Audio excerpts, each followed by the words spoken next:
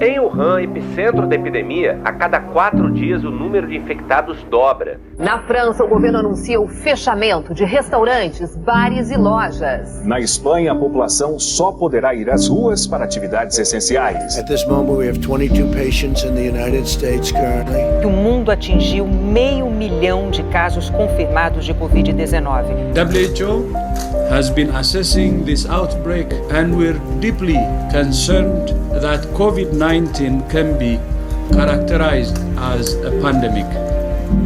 No Brasil, houve um caso suspeito de coronavírus na capital de Minas Gerais. Rio de Janeiro, Minas Gerais e Santa Catarina. Os números ainda tendem a aumentar. Um vírus que se dissemina rapidamente, se espalhando pelo país. Nas últimas 24 horas foram confirmados 1.270 óbitos. O número de mortos no Brasil é o maior da América Latina, superando a China, berço da pandemia. Muito mais fantasia a questão do coronavírus. Mais de 1 milhão já se infectaram. Epidemia que cresce em ritmo acelerado. Centenas de italianos, espanhóis e portugueses vão às janelas para aplaudir os profissionais de saúde. A necessidade de proteger vidas. Eu fiquei sem minhas pernas e minhas mãos, porque o meu principal instrumento de trabalho, além da câmera, do cinegrafista, é o povo, é as pessoas, e eu não poder chegar perto. A TV tinha várias restrições, várias regras que a gente tinha que seguir, de usar máscara, né? Todo mundo tinha que usar, mas além de tudo a gente tinha que ficar 2 metros de distância, ou 3 das pessoas. Teve alguns momentos que a gente teve que usar aquele pedestal para o microfone ficar mais distante da pessoa, então foi horrível. Foi a pior fase da minha carreira, da minha vida, a pior época de se trabalhar, mais desafiadora e também ao mesmo tempo instigante, porque a gente tinha que fazer uma cobertura para mostrar o que estava acontecendo de verdade, mas foi um terror, um terror. Na Covid-19 eu entrei em 2020, né, bem no pico da pandemia, assim, eu assumi a Secretaria de Saúde como assessora de comunicação e aí foi um desafio gigante, assim, porque era algo que ninguém nunca tinha passado por isso, né, a gente não tinha referência para trabalhar casos, e, enfim, a gente precisava pesquisar em outros países, mas mesmo assim ninguém no mundo tinha vivido uma pandemia como essa, né? E eu lembro que a gente chegava a ter 40, 50 solicitações de imprensa, tanto nacionais como regionais e locais, diárias, assim. Era um fluxo de trabalho que a gente começava a trabalhar às 5 da manhã e terminava 1 hora da manhã, quando a gente fechava os dados, o que a gente podia ter de informação. Então, o que a gente fez? Para organizar melhor as informações, de não ter que estar passando informações fragmentadas, a gente organizou uma coletiva de imprensa diária. Então, todos os dias a gente tinha uma coletiva meio-dia na Escola de Governo e transmitia ao vivo para todo mundo que quisesse participar. Então, a gente tinha que escolher porta-voz, né, que era tanto o secretário de Saúde, que na época era o Cipriano Maia, a própria governadora, tinha a Alessandra Lucchesi, que era a coordenadora de vigilância epidemiológica. Ela tinha bastante voz, assim, porque era uma pessoa que falava muito bem, então a gente precisava de pessoas que passassem informações rápidas, de forma fluida e que a população entendesse, porque era um período muito difícil. E aí, claro, a gente teve que lidar com todas as fake news, né, com todas as questões que estavam acontecendo no país, né, e no mundo, enfim. Enquanto pessoa, enquanto profissional. Quando a pandemia começou, eu estava na Espanha com minha esposa, que também é jornalista, e o trabalho da gente era remoto com a empresa da gente no Brasil. Então não era exatamente jornalismo, é mais para o marketing, mas aconteceu que a gente tinha efeito rebote em quase tudo que acontecia. Por quê? A Espanha é muito próxima à Itália, acabou sendo o 2º país mais afetado na Europa e um dos primeiros do Ocidente a sofrer bastante com a pandemia no mundo. E aí a gente via as coisas acontecerem lá e as coisas se replicavam no Brasil com 2 semanas de atraso, com 3 semanas de atraso. Então a gente sabia o que ia vir e a gente falava para os nossos clientes das redes sociais, para os nossos clientes, enfim, dessa parte do marketing, como ia ser ou como empresas lá estavam se portando, né? Ao mesmo tempo, a gente começou a ser muito demandado pelos amigos daqui. Então eu dei entrevista ao vivo para Jackson Damasceno na Band, Maiara deu entrevista para a Tribuna do Norte, a gente falou com a TV Universitária, a gente falou, acho que para quase todos os veículos de comunicação de Natal, porque éramos natalenses vivendo aquela experiência até então inédita para muita gente na Espanha. E as pessoas tinham muita curiosidade de saber o que estava acontecendo na Espanha, se era tudo aquilo mesmo que passava na TV, e era tudo aquilo, era algo muito pesado.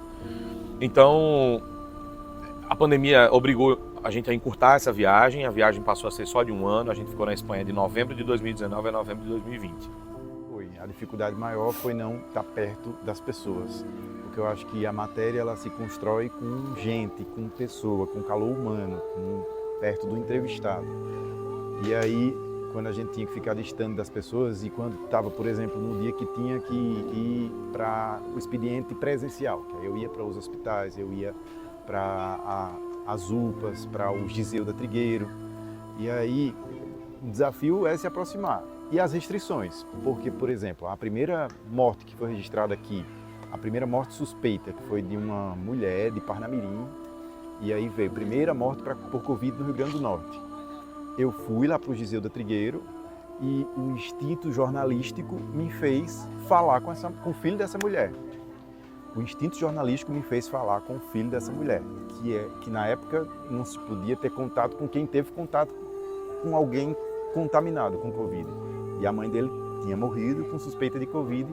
E eu cheguei, entrevistei esse rapaz lá na porta do Giseu da Trigueiro e o chefe, a chefia disse, vai daí direto para casa.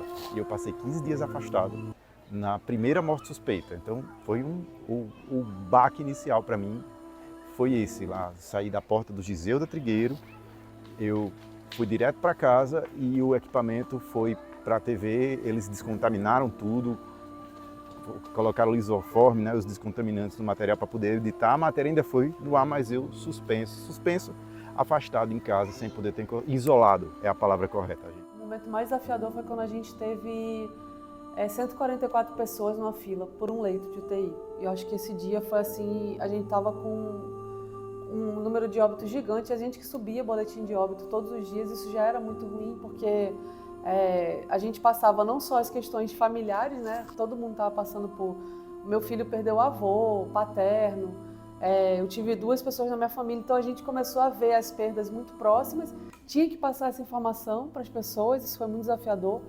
E eu lembro que nesse dia que a gente teve um pico assim, de exaustão, de colapsar mesmo o sistema, foi muito difícil, que a gente disse que eram aquelas escolhas, que tinham que ser feitas assim, quem estava pior ia para um leito e quem estava um pouquinho melhor não ia e aquela pessoa acabava morrendo, então era muito complexo conviver com essas informações. E como a gente tinha um grupo estratégico de informação, a gente fazia reunião de manhã, de tarde, de noite, e à noite tinha o comitê científico, uniam vários pesquisadores da universidade, tanto na parte de vacina como na parte de infectologia, e a gente acabava essas reuniões super tarde. Era muito desafiador entender o processo que a gente estava vivendo e como ia lidar com aquilo. Mas eu acho que o mais marcante mesmo foi isso, assim, de da gente chegar a ter uma fila de mais de 100 pessoas por um leito. O impacto emocional sempre me remetia à morte do meu pai, porque, por vezes, para além desses boletins que eu fazia sobre a Covid e que inevitavelmente me lembravam sempre do meu pai, por vezes a gente entrevistava alguém referente a esse assunto. Um infectologista, um imunologista, um intensivista, médicos na linha de frente desse combate.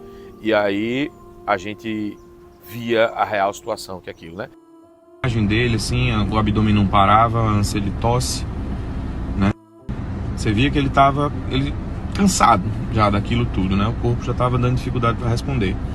O nível de oxigênio dele no leito foi aumentando gradativamente, e aí a pronação, que é no grosso, já não estava surtindo tanto efeito.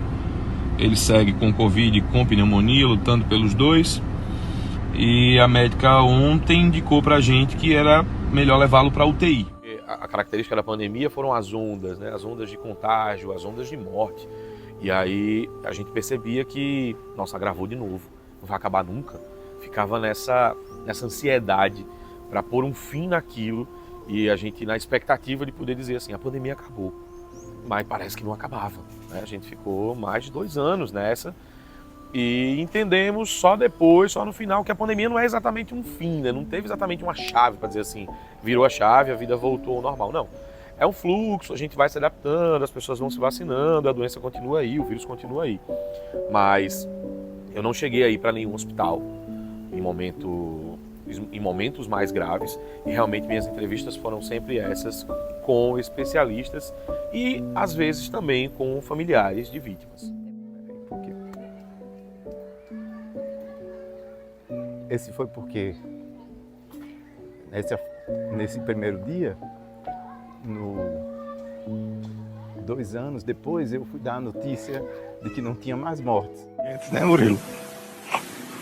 Foi muito difícil. E é uma felicidade muito grande, né? Poder dar uma notícia dessa. Eu vou conseguir. Sem mortes lá no Hospital Giseldo Trigueiro. Desculpe, Murilo.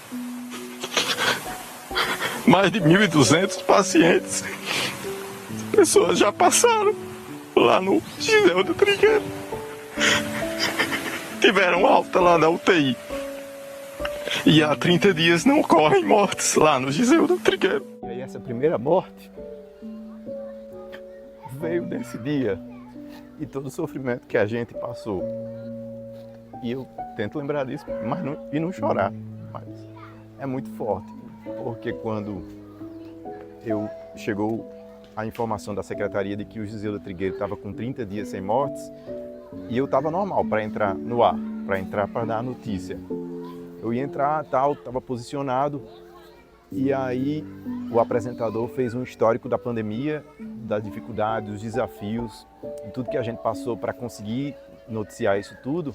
E aí veio esse primeiro momento lá que eu estava afastado das pessoas e o momento presente ali, que era 30 dias sem ninguém morrer. Então, aí esse foi o principal desafio para segurar o jornalista, não deixar a emoção tomar conta. E teve um outro ali que foi mais no meio, que um protesto de socorristas do SAMU, que eles estavam fazendo um protesto lá em frente ao SAMU e eu estava posicionado aqui, eu não vi que estava todo mundo posicionado atrás de mim. Quando eu virei, que eu vi, também desabei.